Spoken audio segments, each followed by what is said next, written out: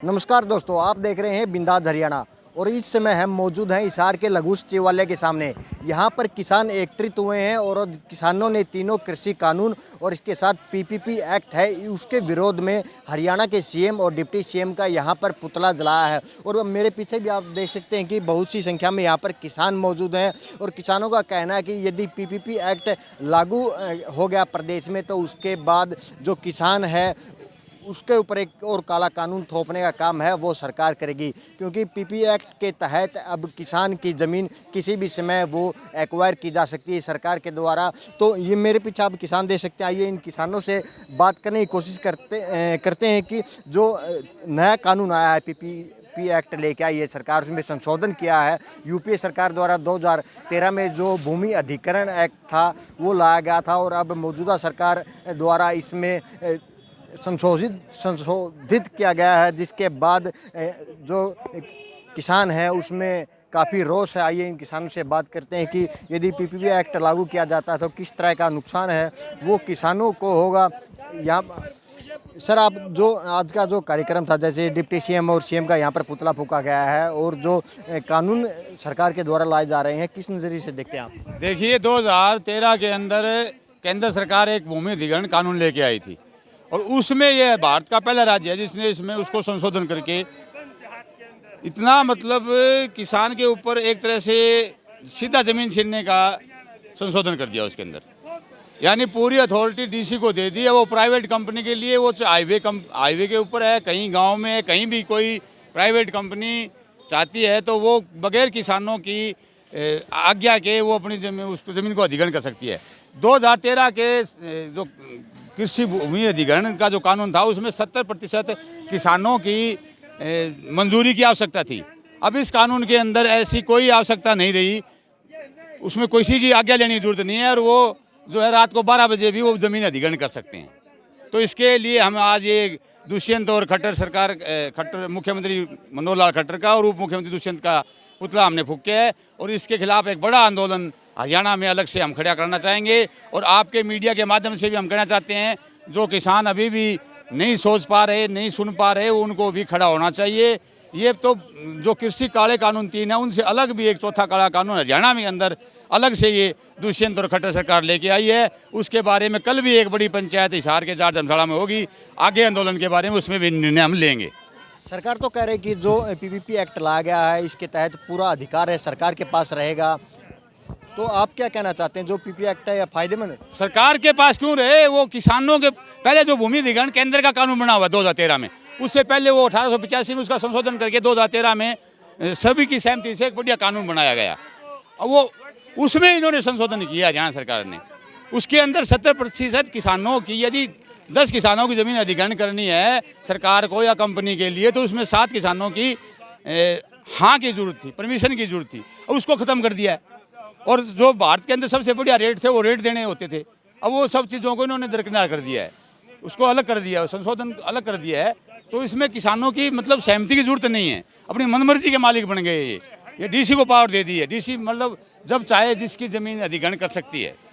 तो सरकार कह रही है कि जो प्राइवेट इंडस्ट्री है उसका काम रुका हुआ था, अब उसको बढ़ावा मिलेगा प्रदेश में और युवाओं को रोजगार भी मिलेगा, तो आप क्या कहते हैं? देखिए, वो रोजगार मिले, प्राइवेट कंपनियां भी चले, लेकिन वो जो किसान की ज़मीन है वो अधिग्रहण करने के बाद में वहाँ उसको एक सरकारी नौकरी देनी होती है, उसका उचित मूल्य देना होता है और 70% किसानों से उसकी मंजूरी भी लेनी होती है। वो कानून में जो संशोधन किया है वो किसान के हित में नहीं है। किसान अपनी ज़मीन बेच करके, किसान अपनी ज़मीन प्राइवेट कंपनियों के हवाले देकर, कंपनियों का देश नहीं बनाना हमें। ये पहले कृषि प्रधान देश है, इसे किसान प्रधान देश बनाएंगे। जहाँ ज़रूरत हो इंडस्ट्री लगाए, वो ज़मीन, हालात, परिस्थितियाँ सब देखी जाएगी। यूँ आप कैसे अथॉरिटी दे देंगे रात को डीसी 12 बजे प्राइवेट कंपनियों के लिए, और वो उसमें उसका किसी का वो सहमति नहीं ले रही है, कीमत क्या देगी? रोज़गार जिसकी ज़मीन चली गई उसको क्या देगी? उनका जो क्या बोलते हैं जो बोलते हैं आप पुनर्वास बोलते हैं, जो किसान है उनका कहना है कि जो एक और काला कानून है वो थोपने का काम किया गया सरकार के द्वारा। यूनियन के कुछ और सदस्य हैं, आइए उनसे बात करते हैं कि जो काला कानून लाया गया है उसको किस नज़रिए से देखते हैं आप हमारे साथ। सर, आप बताइए कि जो पीपीपी एक्ट और लागू किया गया है अब, तो उसको किस नज़रिए से देखते हैं आप सरकार? हम ये इस नज़रिए से देखते हैं कि मोदी ने तो ये बीड़ा उठाया था और खट्टर सरकार ने, इसके विधायकों ने हरियाणा की जनता को, हरियाणा की खेती को ही नहीं, हरियाणा के हर वर्ग को, चाहे वो शहरी या चाहे ग्रामीण, इस 24 तारीख ने जो विधेयक लाया है, इस प्रदेश को, इस देश को ख़त्म करने वाला विधेयक है। इस ज़मीन का मालिकाना हक उपायुक्त महोदयों को दे दिया, वसीयत करा दी। जिस तरह मेरी ज़मीन की मैं वसीयत करा देता हूँ कि इसकी मर्जी है, या किसी को भी देगा, किसी भाव देगा, वही हिसाब इनने वसीयतनामा उपायुक्त महोदयों को इस विधेयक के द्वारा दे दिया। इस विधेयक को हरियाणा का किसान, हरियाणा का शहरी, हरियाणा का कोई भी वर्ग मंजूर नहीं करेगा। और इसके लिए हम जिस भी विधायक ने इनका समर्थन किया है, उन सभी का फैसला जो होने की हिसार के अंदर तो कर लेंगे। हमारे ये नेताजी बैठे हैं, संदीप धीरनवास, संदीप शिवाच जो लांदरी टोल के प्रधान है, चौधरीवास टोल के प्रधान है, कुलदीप खरड़ जो मैये टोल के प्रधान है। और कल क्या होगा क्या नहीं होगा, पर यह बता देना चाहते हैं कि मोदी के 3 काले कानूनों से भी भयंकर काला कानून है। यह हरियाणा की जनता किसी सूरत में सहन नहीं होगी। और ये क्या फैसला लेंगे, ये भी फैसला ले सकते हैं कि जिन विधायकों ने इनका समर्थन करा है, उनके पुतले बनाकर मुंह काला करके इनके दरवाजा भी खड़े कर सका सा।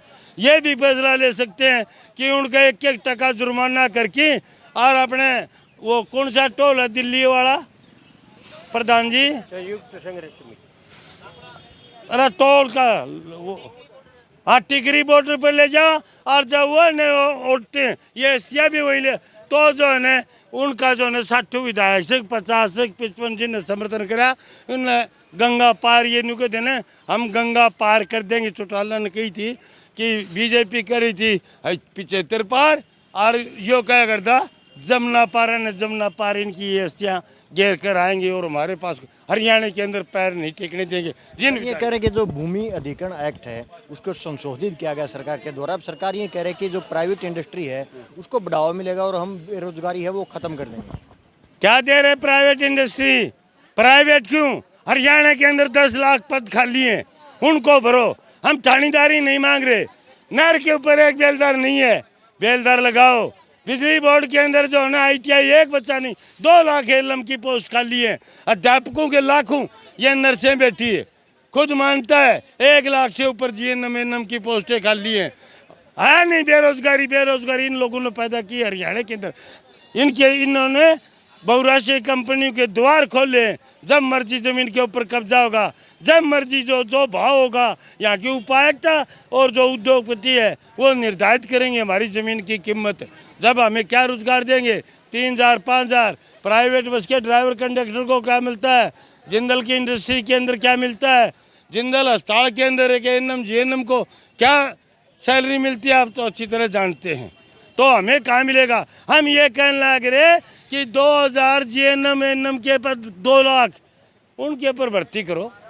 हम कब कह रहे हैं मेरी बात, हमें सरकारी नौकरी दो, सरकारी क्षेत्र करण दो। हमारे योग्य विद्यार्थी ये के नाम से कोरोना के नाम से भर्ती कर लिए, ठेकेदार 50,000 से लेके 1 लाख रुपया अनछोरिया कर ले गया, और 3 महीने के वेतन को नहीं, 5 दिन ताड़े बेटी से।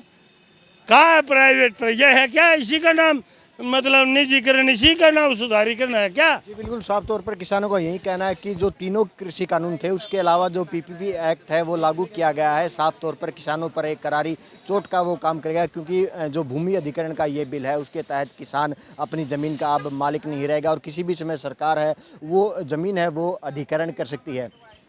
हिसार से बिंदास हरियाणा के लिए प्रदीप दोहन की रिपोर्ट।